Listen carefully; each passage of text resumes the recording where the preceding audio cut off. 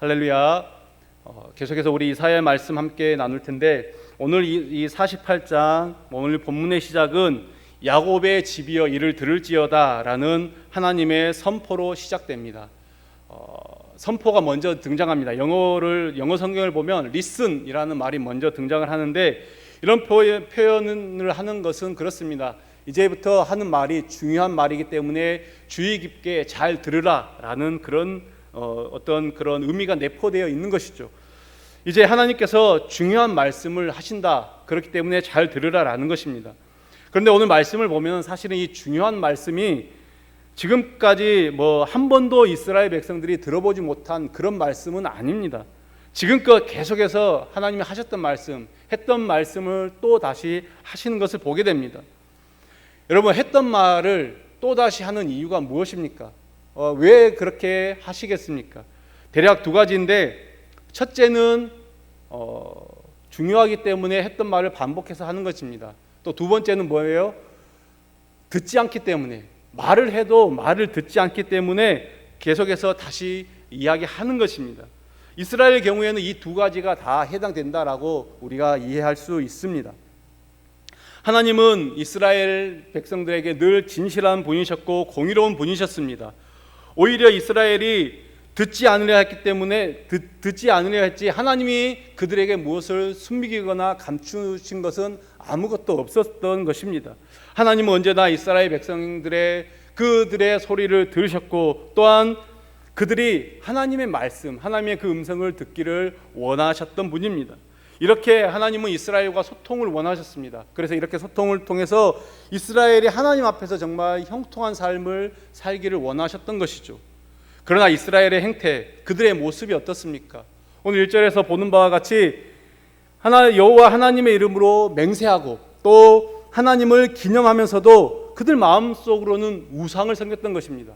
겉으로는 하나님을 잘 섬기는 척하지만 그 마음속에는 우상이 가득했습니다. 그래서 그들이 율법의 규례대로 절기를 지키고 제사를 지키고 제물을 하나님께 드리는 것 같지만 그 마음 가운데는 우상이 가득했다라는 거죠.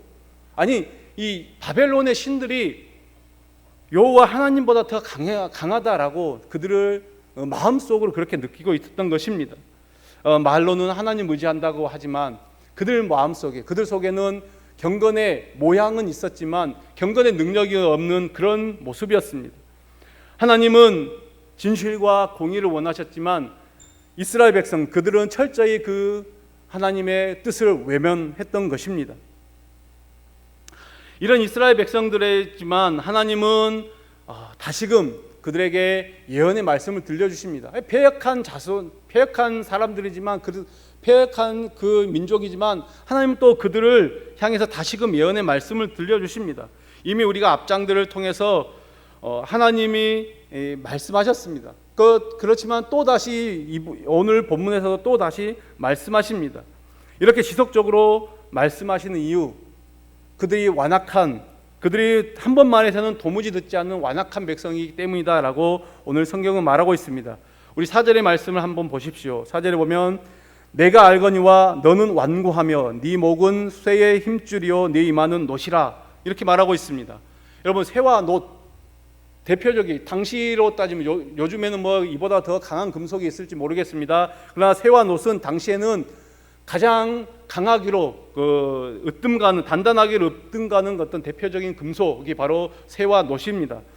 그들은 남의 말을 들으려고 하지 않는 그 쇠와 같은 그 굳은 목을 가지고 있었습니다. 또한 죄와 불의에 대하여 정말 부끄러움을 모르는 뻔뻔함을 가지고 있었죠. 보십시오. 놋과 같은 이마다라는 말은 오늘 같은 표현으로 하면 철면피, 정말 그 얼굴에 두꺼운 철판을 깔고 있는 그런 모습이다라는 것입니다.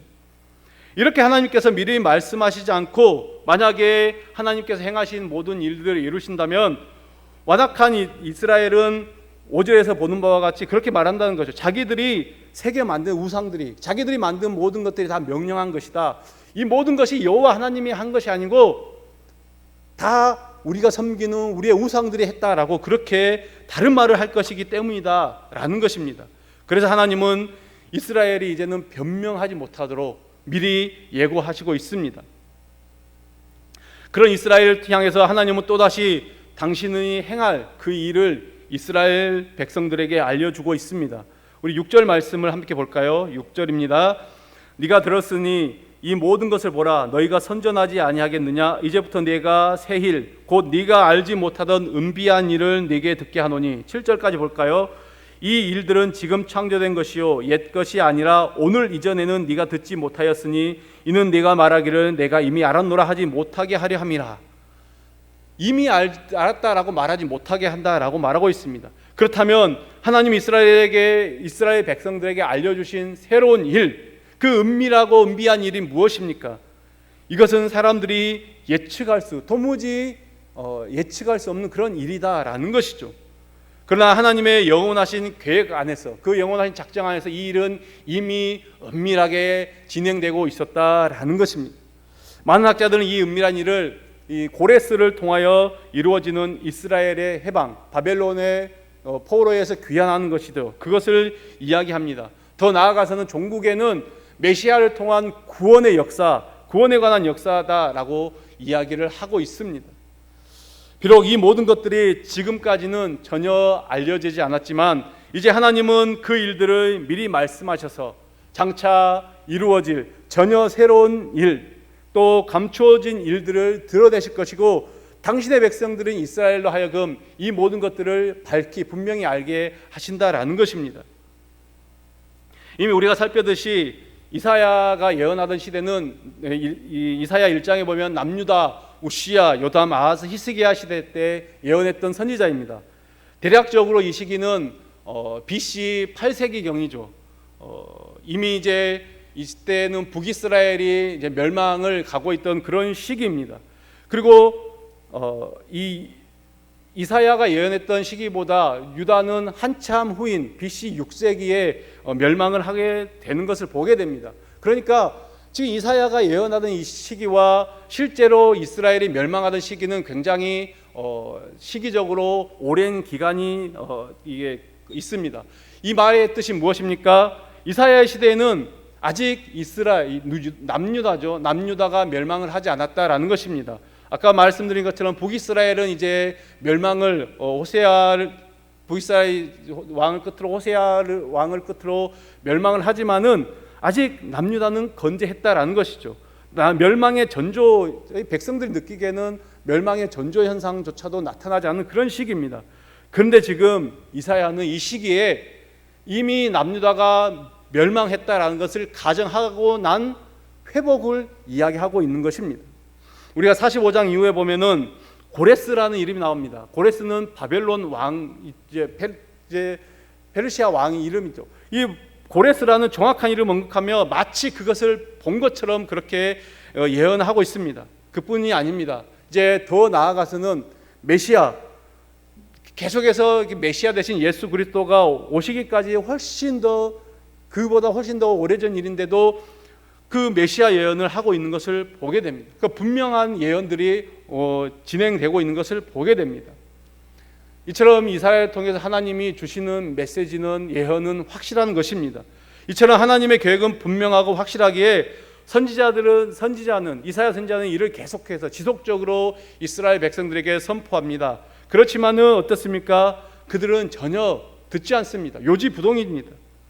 그런데 그럼에도 불구하고 하나님은 이스라엘 향해서 이 모든 것을 이루어 가시겠다라는 것입니다. 오직 하나님의 열심이 이 모든 것들을 이루신다라는 것입니다. 그리고 또한 하나님은 당신의 영광을 위해서 이 모든 일을 이루시겠다라고 행하신다라고 말씀하고 계십니다.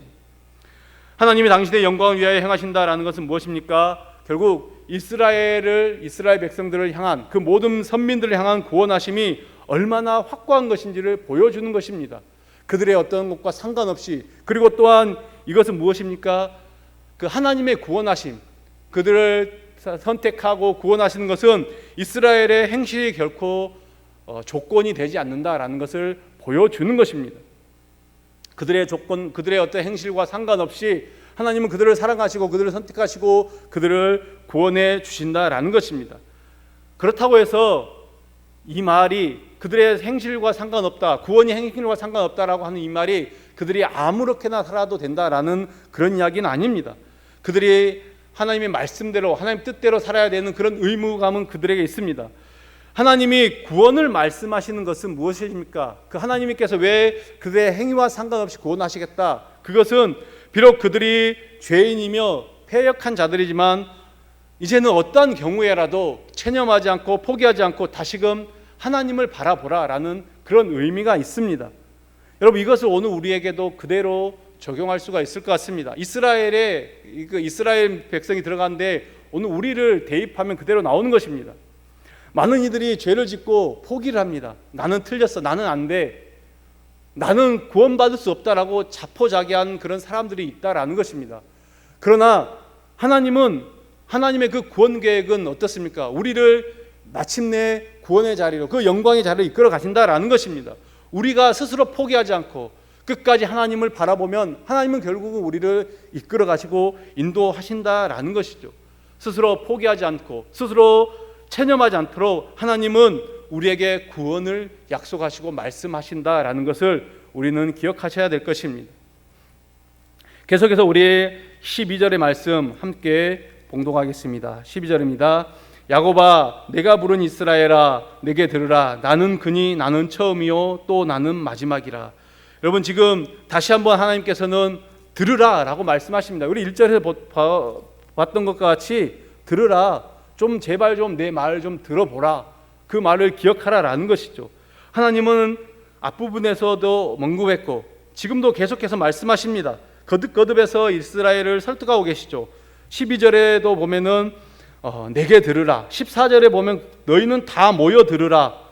자, 또 16절에도 보면은 내게 가까이 나와 이것을 들으라.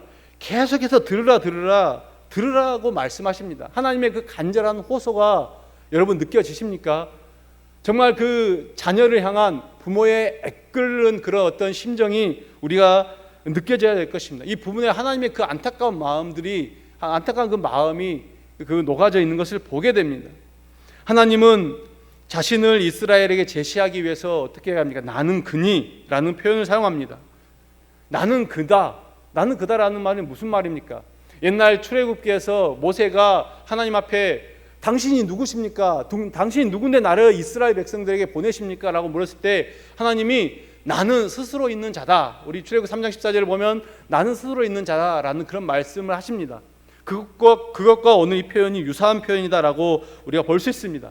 나는 스스로 있는 분이다. 나는 영원 전부터 영원까지 있는 분이다. 나는 너희를 지금껏 인도하신 하나님이다 라는 것입니다. 우리가 이사야를 통해서 계속해서 보는 그 하나님에 관한 표현, 하나님이야말로 이스라엘이 의지할 한결같은 분임을 우리는 확인할 수 있습니다. 계속해서 보는 거죠. 과거에 너희들을 인도하셨던 분이다. 너희들을 그 절망과 어둠에서 이끌어낸 분이고 너희의 모든 삶의 여정 가운데서 함께 했던 분이 나다라는 것을 하나님은 계속해서 말씀하십니다. 오늘 말씀에도 바로 그런 뜻이 담겨져 있습니다. 나는 그다. 내가 그다. 너희들을 지금껏 여기까지 인도하신 분이 나다라는 것을 말씀하고 있습니다. 이렇게 계속된 하나님의 설득 앞에서 이스라엘은 자신들의 완악함을 깨닫고 이제 그분의 음성에 귀를 기울여야 합니다. 지금 이스라엘 백성들에게 가장 시급한 것은 다른 것이 아니라 처음이요 마지막 되신 그분의 그 말씀, 그 음성에 귀를 기울이고 또한 하나님이 어떤 분인지를 알고 하나님께서 이전에 무엇을 행하셨으며 그리고 이제는 그 이전에 무엇을 행하셨고 또 그들을 어떻게 대하셨는지를 이해하고 그리고 이제는 어떤 일을 무슨 일을 행하실지를 알아가는 것이 그것이 잘 듣고 밝히 알아야 하는 것이 그들에게 가장 시급한 일입니다. 그래서 회개와 변화의 시작은 결국 하나님의 말씀에 귀를 기울이는 것으로 시작하는 것입니다. 하나님의 말씀에 귀를 기울이는 것이야말로 이스라엘이 잃어버린 공의를 회복하는 그런 시작인 것입니다. 오늘 말씀이 그것들을 우리에게 잘 알려주고 있습니다. 사실 하나님께서 이스라엘을 이끌어 가시는 모든 목적은 그들의 유익입니다. 그들의 유익이다라는 것이죠. 하나님 자신을 위한 것이 아니라 이스라엘, 그 당신의 택한 백성 이스라엘을 위한 것이라는 것이죠. 이를 위해서 하나님께서는 그들에게 당신이 행할 일들을 미리 알려주십니다. 그래서 본질적으로 바벨론 포로 생활도 마찬가지죠. 바벨론 포로 생활 역시 그 생활이 고통이고 고난이다라고, 당하는 입장에서는 고통이고 고난이다라고 생각하지만 본질적으로는 그들의 어떤 유익을 위한 하나님의 인도하심이다라는 것을 깨달아야 됩니다. 여러분, 지난날 여러분이 한번 삶을 한번 돌아보십시오. 여러분이 만났던 모든 고난과 고통의 한번 그 시간들을 한번 돌이켜 보십시오. 여러분, 그 속에서 무엇을 깨달았습니까? 무엇을 발견하셨습니까? 만약 그 속에서 역사하시는 하나님을 경험했다라고 하면은 결국 그 모든 것들이 자신에게 그 고난이 유익이었다는 그런 시편 기자의 고백처럼 자신의 그 고난들이 유익이었다라는 것을 깨닫게 될 것이고, 그것이 내 인생의 중요한 밑거름이 되었다라는 것을 우리가 느끼셨을 것입니다. 이스라엘이 하나님의 명령에 주의하면 이제 그들에게는 오늘 말씀과 같이 강 같은 평화가, 18절에 보는 바와 같이 강 같은 평화, 공의가 또 바다 물결같이 넘쳐날 것이고 그들의 자손이 모래와 같이 많아질 것입니다. 오늘 18절 19절에서는 이렇게 말씀하고 있습니다. 물론 사람이, 우리 죄인들이 하나님의 명령을 온전히 다 지켜 행할 수는 없습니다. 그렇지 않습니까? 그러나 우리가 비록 그렇게 다 하나님의 뜻을 온전히 행할 수 없다 할지라도 우리의 삶의 자세가 하나님께 귀를 기울이고 또 하나님의 뜻을 묻는 것이 결국은 강 같은 평화, 바다 같은 그 공의의 실체임을 우리는 기억하셔야 될 것입니다.